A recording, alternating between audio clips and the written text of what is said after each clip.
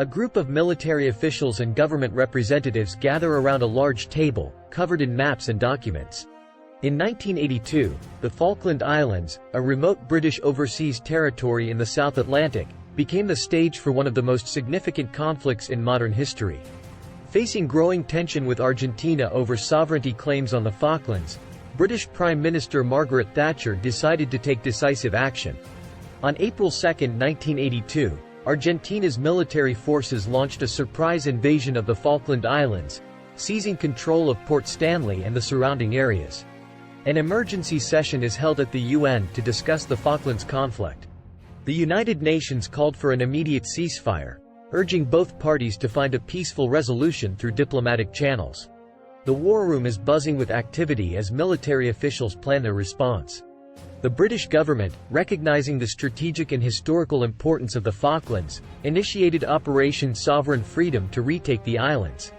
Royal Navy Sea Harriers and helicopters prepare for takeoff on the deck of the aircraft carrier HMS Hermes. The Royal Navy dispatched a task force, including aircraft carriers, destroyers, and support vessels, towards the Falklands. Argentina's military leadership believed that the difficult terrain and distance from the UK would deter a British counterattack. British troops land on the Falklands beaches and begin advancing inland. On May 21, 1982, British forces launched a major amphibious assault, regaining control of the islands. After many delays, the British ground forces gained significant wins whilst fighting a force much larger than their own. The famous raid on Stanley Airport is amongst the many turning points of this conflict.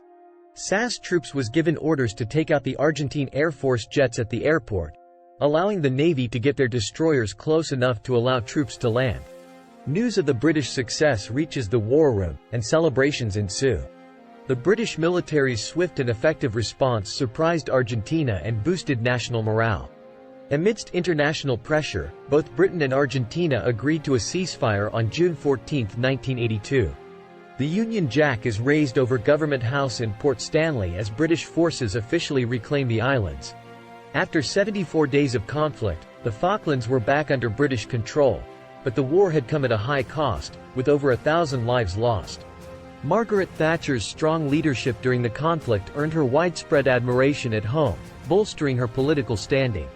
Today, the Falklands remain a British overseas territory, but the scars of the war and the sovereignty dispute still linger.